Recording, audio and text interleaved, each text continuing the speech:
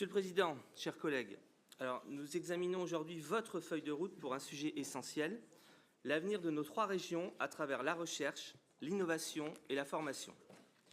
Et sur ces points, je crois que nous partageons tous ici la même conviction. C'est en misant sur l'intelligence, les savoirs et l'entreprise que notre région prépare son avenir. Madame Debord l'a d'ailleurs souligné tout en début de séance avec ces termes. Alors, le document que vous nous présentez est riche, complet, peut-être trop complet d'ailleurs. On y trouve de bonnes intentions, mais aussi une accumulation d'outils, de dispositifs, de comités, de contrats, d'appels à projets, etc., etc., etc. Permettez-moi de le résumer en un mot, saupoudrage. C'est du saupoudrage. Vous y additionnez les plans comme d'autres accumulent les slogans et au bout du compte, les entreprises ne s'y retrouvent plus. Et si nous pouvons saluer la volonté affichée, nous devons aussi le dire franchement. Vous manquez de résultats. Vous le dites vous-même, hein. Le Grand Est est la 3e région industrielle de France, mais seulement la 11e en ce qui concerne la recherche et développement privé.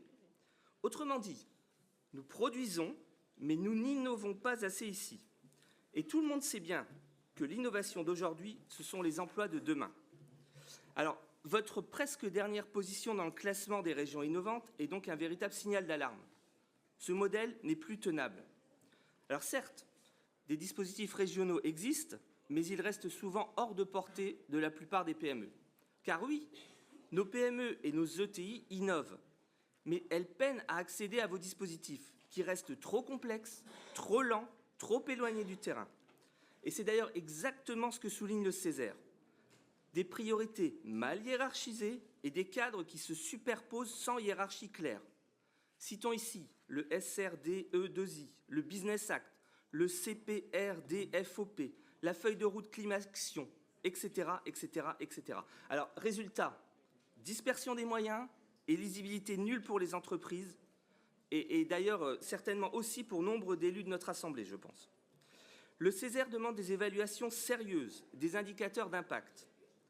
Combien d'emplois créés? Combien de PME accompagnées jusqu'au marché?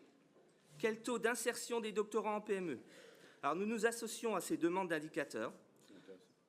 Notre Assemblée ne peut plus voter à l'aveugle. Chaque euro public doit avoir un retour sur investissement mesurable. C'est une question d'efficacité, mais aussi de transparence vis-à-vis des contribuables. Alors concernant les start-up, qui est un sujet qui revient à toutes nos commissions, dans ce domaine également, nous devons passer d'une logique de subvention à une logique d'intervention. Bien sûr, la mise en place d'un observatoire régional sur ce sujet spécifique peut participer à mieux connaître et valoriser les graines de la richesse de demain que sont les start-up. Mais cet observatoire ne sera réellement efficace que s'il permet de simplifier notre écosystème et rationaliser les différents dispositifs existants qui sont, on peut le rappeler, le fruit d'un héritage historique. Aussi, nous notons que, suite à nos demandes répétées, vous poursuivez l'effort de rééquilibrage territorial engagé depuis le début de mandat, lorsqu'il est parfois arrivé que certains mois, 70% des start-up financées étaient alsaciennes, laissant les miettes de financement aux start-up lorraines et champardonnaises. Concernant le Welcome Package, attirer des chercheurs étrangers, c'est bien, mais encore faut-il qu'ils travaillent sur les priorités régionales et que leurs travaux profitent à nos filières et à nos entreprises. Comme l'a rappelé la commission d'enquête sur les freins à la réindustrialisation présidée par le député Alexandre Loubet, la France souffre d'une innovation trop centralisée, trop normative et trop lente. Cette feuille de route en est malheureusement la triste représentation. Alors malgré cela, nous prenons acte de votre feuille de route, mais nous vous demandons une politique d'innovation plus simple, plus directe, plus lisible. Un cap très clair et des priorités avec un recentrage sur les filières suivantes où nous pouvons peser.